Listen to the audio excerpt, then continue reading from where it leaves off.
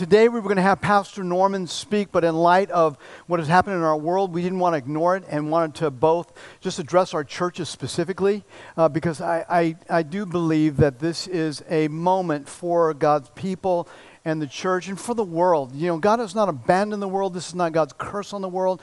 This is God wanting to, I believe, in this moment, just work and invite us to Him. And so as the church, I really feel like there's a bunch of stuff that's in here for us.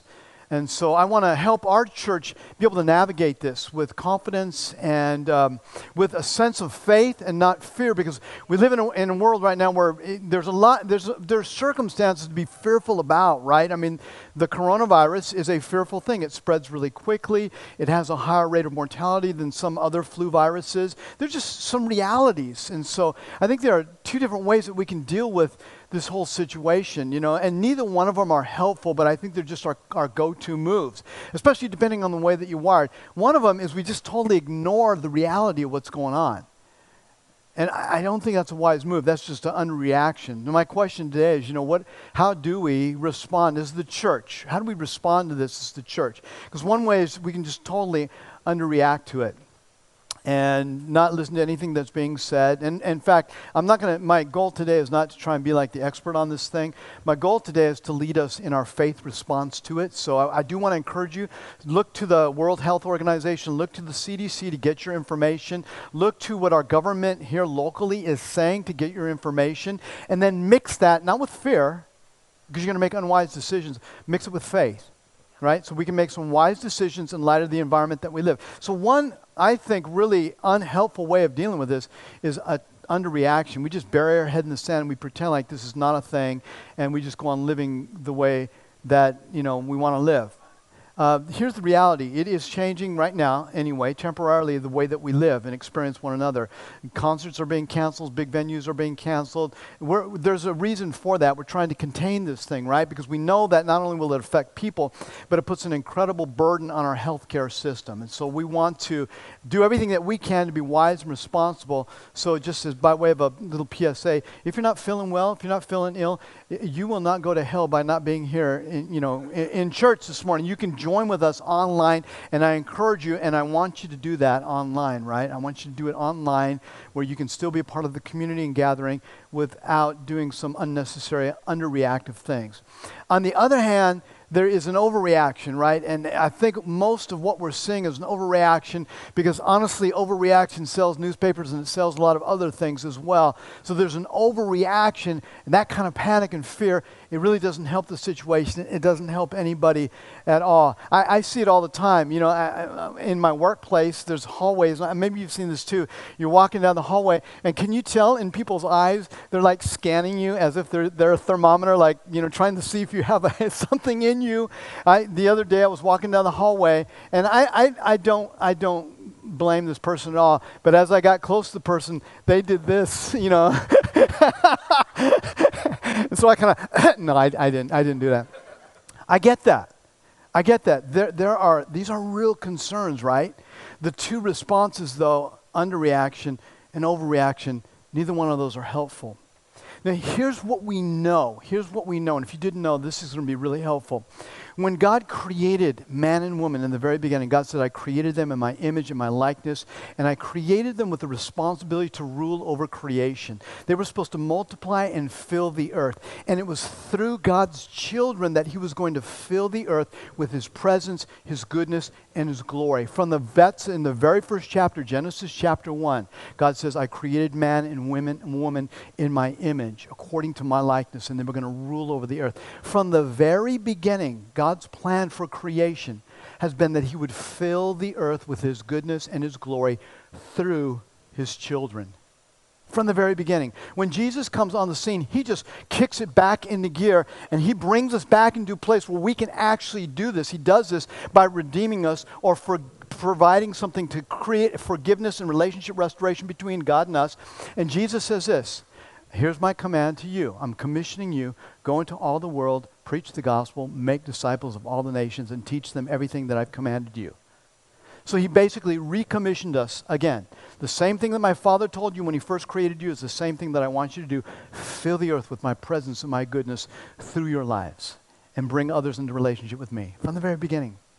So look, church, we have a role. If you're a follower of Christ, you and I, we have an incredible role in our present situation. And the role is not to either underreact or overreact or just bury ourselves and just take care of you, me, myself, and my family. It is to be in the earth a representative of God's presence and glory and goodness in the earth. It is to follow Jesus.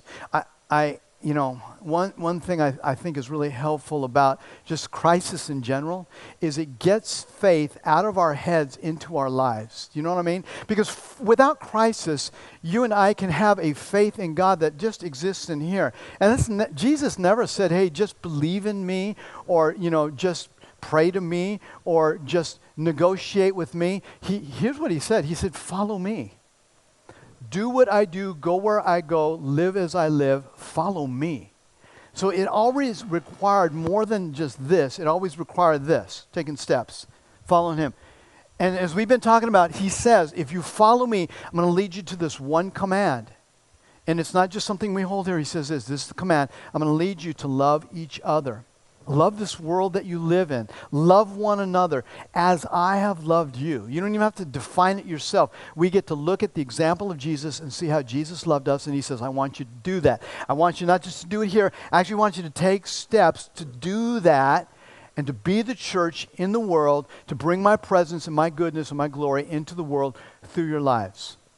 So with respect to our current situation, with respect to coronavirus, with respect to this rapidly spreading, virus that is highly contagious, and that we need to be wise in our interaction with one another in the world. What do? How do we live? Here's what I want to suggest to us from the scripture.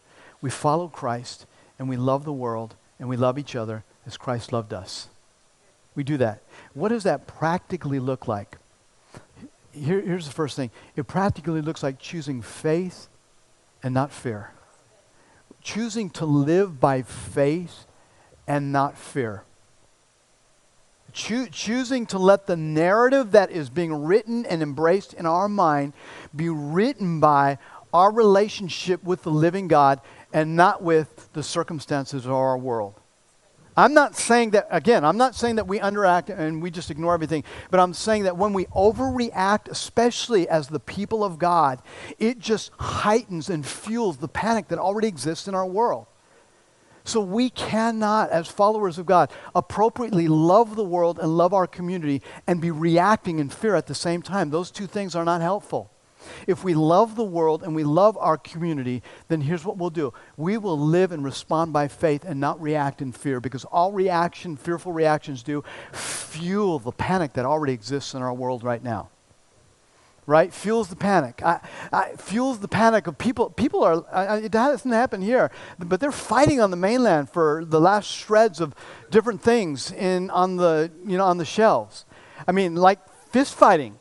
Like that, I know it's crazy, but people are so frightened for themselves that they're not able to love. And when we live out of fear, it just causes and intensifies the panic that's already happening in our community. So the way that we love and follow Christ is we embrace a posture of faith. Look, we have a relationship, and we know the living God has not abandoned us. He cares for us. He is with us. He is working through us. And as we just sang that song, He's working even though we can't see it and even though we don't understand it. You know that He is working behind the scenes. And as Sean said, He is a refuge and a strength. He is that fortress, that place of shelter in our time of need. As Psalm 27 verse 1 says, He is a light and salvation. Whom shall we fear? Right? This is the psalmist asks this rhetorical question. The Lord is a light and salvation. Whom shall we fear? He is the defense of our life. Of whom shall we be afraid? It didn't say that fear is not going to be there. It's just saying don't embrace and live your life driven by fear. So Jesus, can you imagine Jesus interacting with His followers? And the thing I love about the Bible, and if you've never read the Bible, this is your invitation to read the Bible, because the Bible was written in times of crisis and uncertainty. The Bible was not written, while on a ride at Disneyland. It wasn't like that. It was in a time of darkness and perpetual fear. In fact, Jesus was preparing his followers for the reality that he was leaving the earth. And so on the night that he was going to be crucified, he's speaking to his followers, and here's what he says. In fact, somebody was asking me, how many times does it say, do not be afraid or do not fear in the Bible? From what many people say, and I've tried to figure it out, there's about 356 times it says some variation of do not be afraid. The only reason I can think of that it would say it that many times is because there are going to be lots of opportunities for you and I to embrace a mentality of fear. And so Jesus here is telling them, I know you got reason to let your hearts be troubled, but don't let it happen. Do not let your hearts be troubled. And then he assures them, look, you guys have believed in God. You believe in him who has been your refuge and your strength. You believe in the one who's slow to anger and abounding in loving kindness and compassion. You believe in the one who's seen you all the way through all these years of history and the moments of darkness where you didn't know where he was at, and he's brought me. You believed in him and you've trusted him even when there was uncertainty and crisis. Now believe in me as well. And he says, peace I leave with you. This is so amazing. Peace I leave with you. It's not the kind of peace that the world gives. He says, I'm going to give you a peace.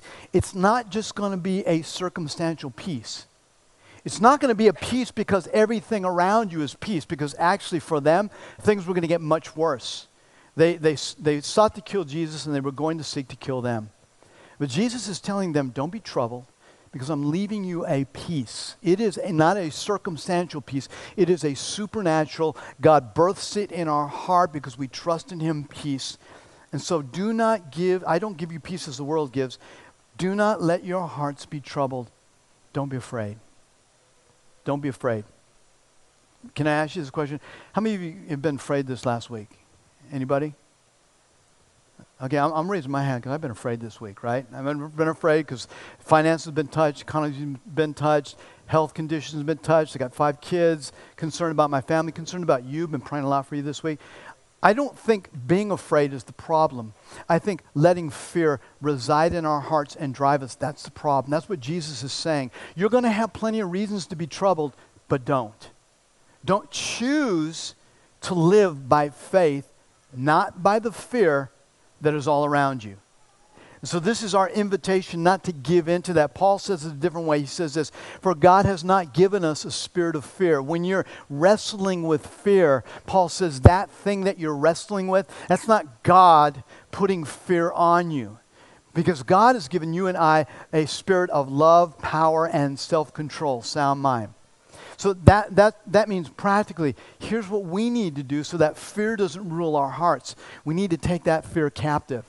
We need to take that fear captive. So if you're doing this like I am, and this is probably one of the problems, I'm just self-confessing right now, I'm watching the news as I go to bed because I want to keep up to date on what's happening, right? And watch what news sources you choose. But I'm watching the news when I go to bed. So I've got some thoughts that are going through my mind as I go to bed. So about 2 or 3 in the morning, I'll wake up with those thoughts going through my mind as I'm going to bed. So here's what I'm encouraging you to do. Take those thoughts captive. Pray those thoughts. Cast those very real cares on the Lord because he cares for you.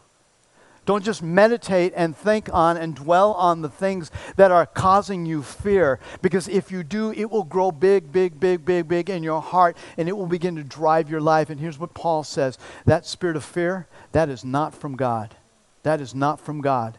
But in order for us not to let that spirit of fear grow in our life, so that we're driven by faith, not by fear, we have to take those fearful thoughts captive. Cast them on the Lord. Not let them grow in our hearts. Not let them rule us from the inside out. Now, that's what Paul said. The great prophet of the 21st century, Kanye West, had something really helpful, I think, to say on this. In fact, when I read this, you're going to want to think about this longer than here. Here's what Kanye West said. He was speaking at Joel Osteen's church. He says, when you remove the fear and love of God, you create the fear and love of everything else. That's actually really profound.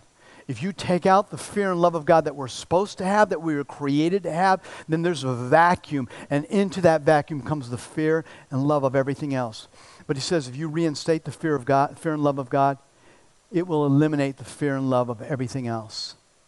If we allow the fear and love of God to be the ruling thing in our heart, then the fear and love of everything else that tries to drive us will not be able to have a place in our lives. So as the church, here's what we're going to do. We're going to choose to live by faith and not by fear. We're going to choose not to let fear rule in our hearts. You can put the scripture up there in the point. We're going to choose to not let fear rule in our hearts, but rather faith to rule in our hearts. Here's what else we're going to do. We're going to choose in this moment to live sacrificially, to embrace sacrificial living, and not selfishness. Not selfishness. I love the way Paul says it in Philippians, and I took the NLT version because I think that this one helps us understand it. It says this: do not be selfish. Do not be selfish. And Paul, when Paul's saying this, he's thinking about the example of Jesus. He's thinking about the example. Again, this is all in the context of what does it look like to follow Christ and to love other people in our present context. Paul says it looks like this: don't be selfish. Don't be selfish. In fact, love doesn't try and impress others. Be humble instead, thinking of others as better than yourselves. Don't look out only for your own interest, but take interest in others too. So we're not supposed to just be self-protecting and make sure that we have for ourselves and for our family. But we're supposed to, on the other hand, live sacrificially, right? And Jesus gives us this beautiful example. So if we're to follow Jesus, it means actually walking and living in this world the way that Jesus does. So let me encourage you. This means that you and I are not practically supposed to be stockpiling things and taking away from a lot of other people who have needs.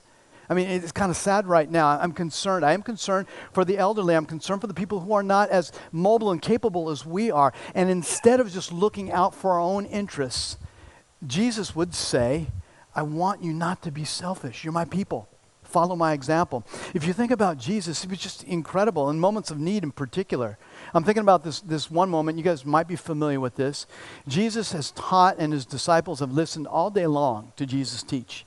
They're tired and they're hungry, and the sun is going down, and there's a big crowd of hungry people, like 5,000 men at least, that come out, and women and children with them, and they're just hungry, and they're following Jesus because they see something in him. And his disciples go, you know what, Jesus, can you tell them to go home already? We're tired. We've been ministering and giving all day, and we're kind of hungry, and they need to go home and get their own food. And Jesus stops, and he looks at them, and he says, well, I want you to feed them. And they're like, wait, how are we going to do that? I mean, we have hardly any resources. And some little boy comes and brings what he has. And God uses that offering of what they have to feed the multitudes. And that's the Jesus that we're following. It's the Jesus that goes, it's not just about me getting fed, but it's about me using the resources that I have to bless other people with.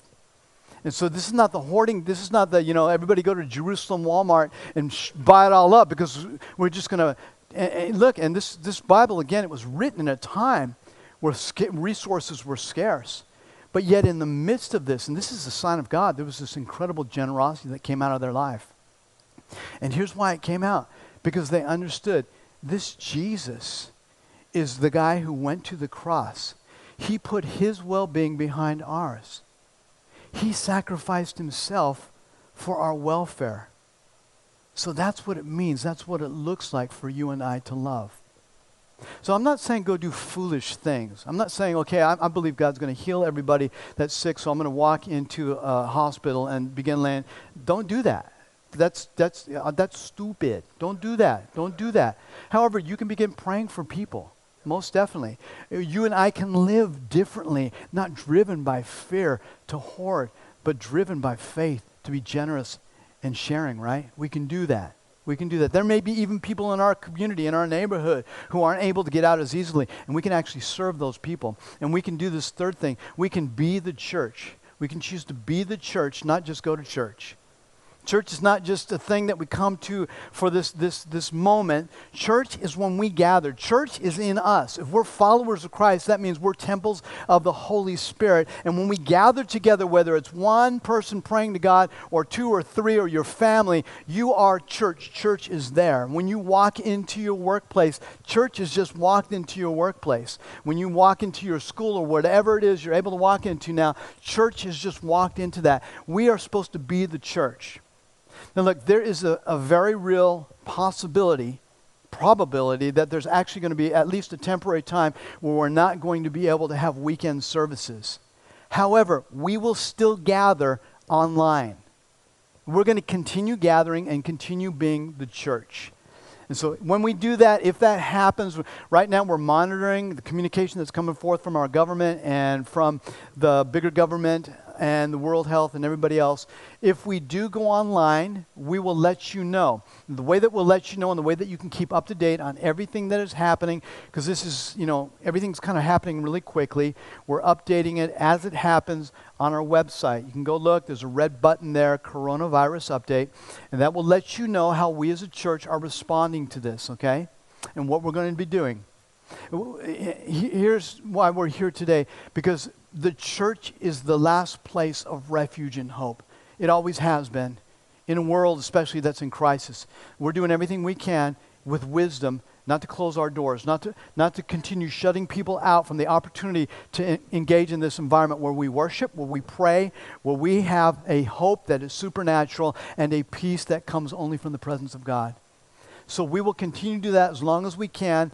But at the event that we're not able to gather here at Kahala, we will gather online, okay? So 9 o'clock Sunday morning, we'll gather online, and we'll have a video cast of the message online. And this will be a great time. If you haven't done so, download the app so you can use the app. You can see it there. You can see it on our YouTube channel. You can also see it on Facebook Live, okay?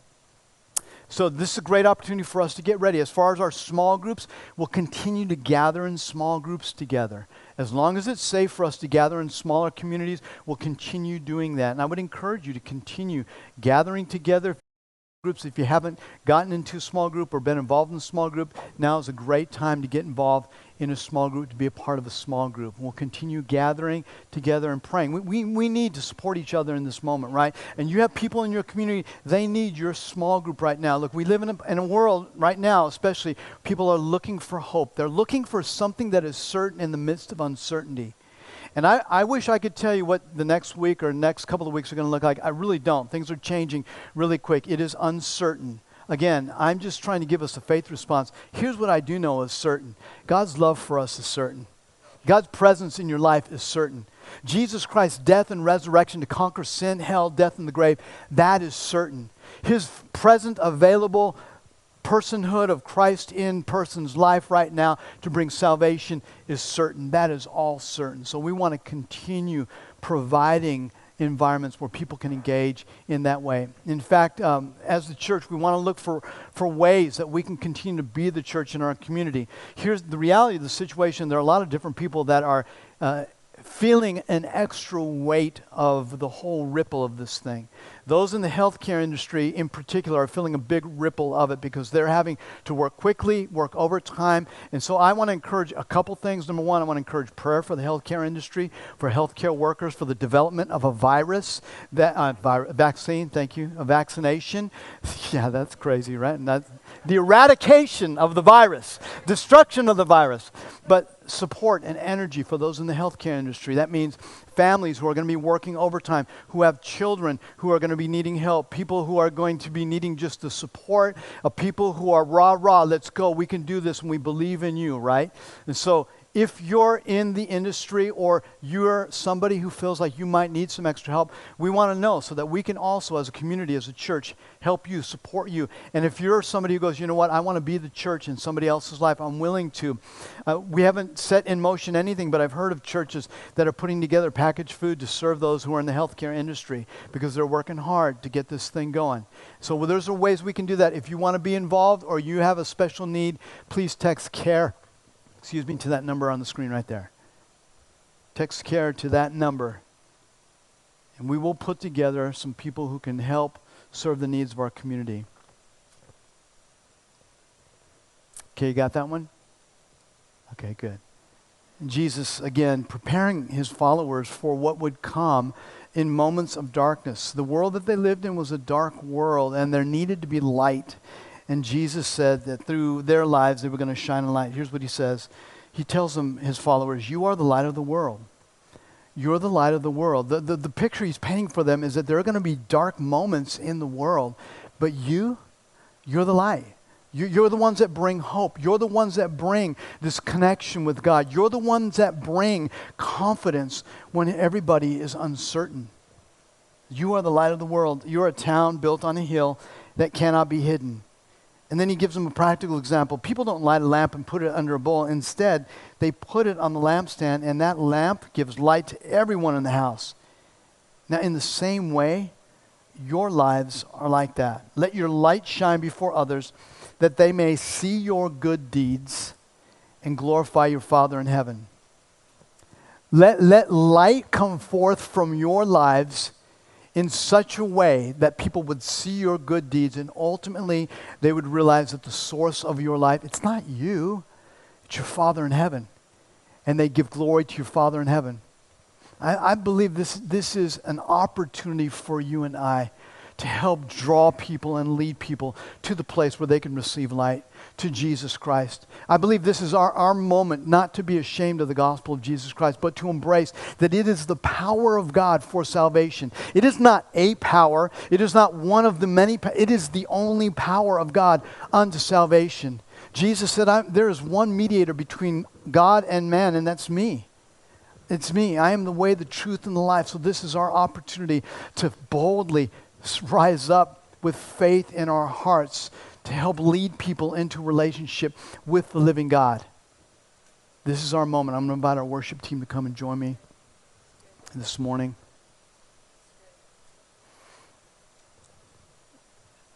As terrible as this situation is, I want to challenge us to be the church.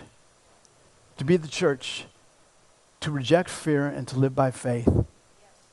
To choose to live sacrificially when many others would just become very inward.